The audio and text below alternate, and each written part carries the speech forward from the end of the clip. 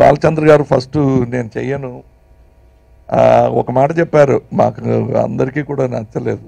మధ్యలో నేను చచ్చిపోతే ఏం చేస్తావు అన్నారు.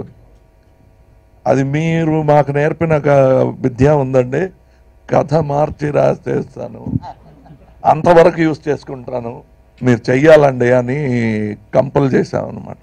ఫస్ట్ డే వచ్చి ఇప్పుడు కూడా లేట్ కాదు, మీరు ఆలోచించి మీరిద్దరు డిసైడ్ చేసుకోండి, ఈ ముసలాన్ని బట్టి తీయాలా అన్నారు.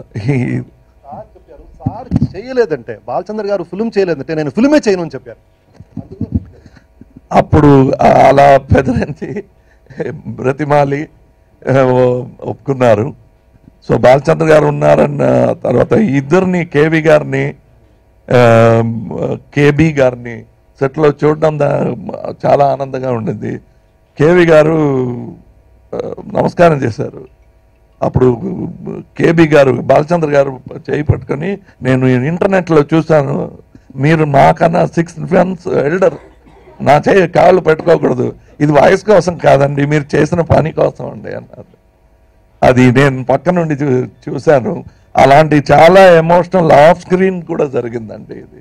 అంటే ఇద్దరు పెద్ద మనుషులు, వాళ్ళతో మేము పెద్ద మనుషులుగా యాక్ట్ చేయటం, అంటే డైరెక్టర్గా, నిర్మాతగా, హీరోగా యాక్ట్ చేసాం. కానీ వాళ్ళకి తెలుసు మా స్వరూపం ఏంటో, ఆ రూపాన్ని సృష్టించిందే వాళ్ళు. సో ఇందులో చెప్పుకోవాలంటే ఫెంటాస్టిక్ యాక్టింగ్ టాలెంట్ ఈ పిక్చర్లో ఉంది. చిన్న చిన్న క్యారెక్టర్లు చేసిన వాళ్ళు కూడా చాలా బాగా చేశారు ఇందులో. ఈ మళ్ళొకసారి బాలచంద్ర గారు పిక్చర్ చూసినట్టు ఒక ఫీలింగ్. సో మాకు అంతకన్నా పెద్ద కిరీటం లేదండి.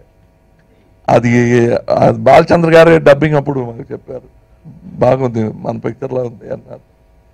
అంతకన్నా పెద్ద అవార్డు పిక్చర్ రిలీజ్ కాకముందే మాకు దొరికినట్టు అది.